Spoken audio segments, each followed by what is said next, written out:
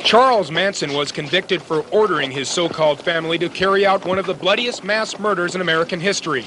It was 17 years ago this month, here in the hills above Los Angeles, when 7 innocent people were savagely slaughtered. It was a murder story made for Hollywood, beginning as an informal evening with friends at the home of actress Sharon Tate, and turning into an evening of savagery. 18-year-old Stephen Parent was an innocent bystander. He was leaving the Tate guest house after a visit with the caretaker. He didn't know he was in the wrong place at the wrong time. The killers were just on their way in. He was the first to die, a single shot to the head. The real bloodbath, though, began inside Tate's home, first with coffee heiress Abigail Folger. She was chased screaming from the house onto the front lawn. Police say she was stabbed so many times her white nightgown had turned red with blood. Her Polish lover, Wojtek Frykowski, lay close by. Police say it was most likely his blood-curdling scream neighbors heard crying for help. Frykowski had been shot twice, hit over the head 13 times with a blunt object, and stabbed 51 times. Police say he fought the hardest for his life. The nightmare continued inside the house with the slaughter of internationally known hairstylist Jay Sebring. The former lover of Sharon Tate was drenched in blood. A towel, also soaked in blood, was tied around his head, execution style, with a rope. This same rope leading to perhaps the most tragic victim of all, 26-year-old Sharon Tate.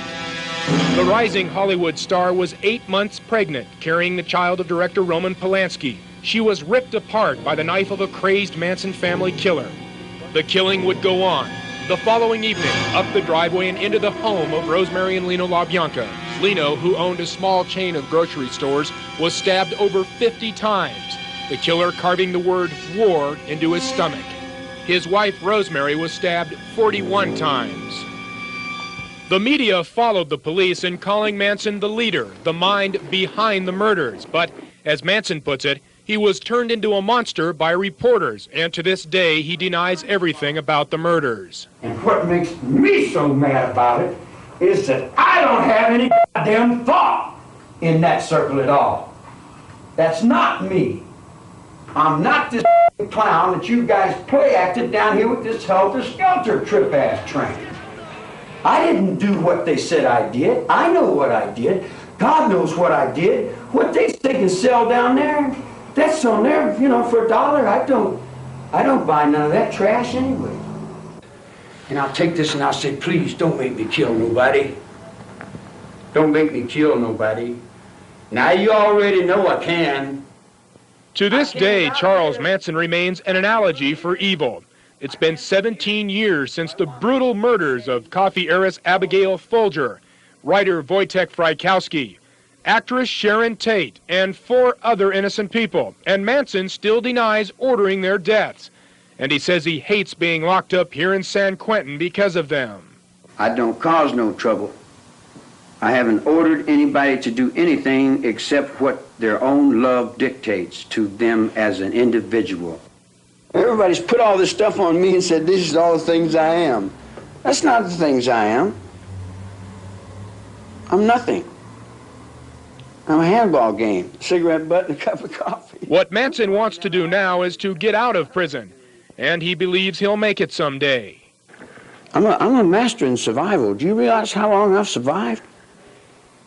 I've survived through decades. You come spend 40 years in prison and see how long you can survive. Until he does get out, he'll do what he does much of the time, sing. And I can see the summertime running in my mind, running in my mind. I can see the summertime keep flowing in my mind.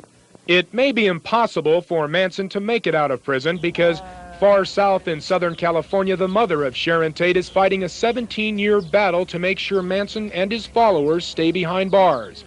She thinks they all should have been executed after they were originally given the death penalty.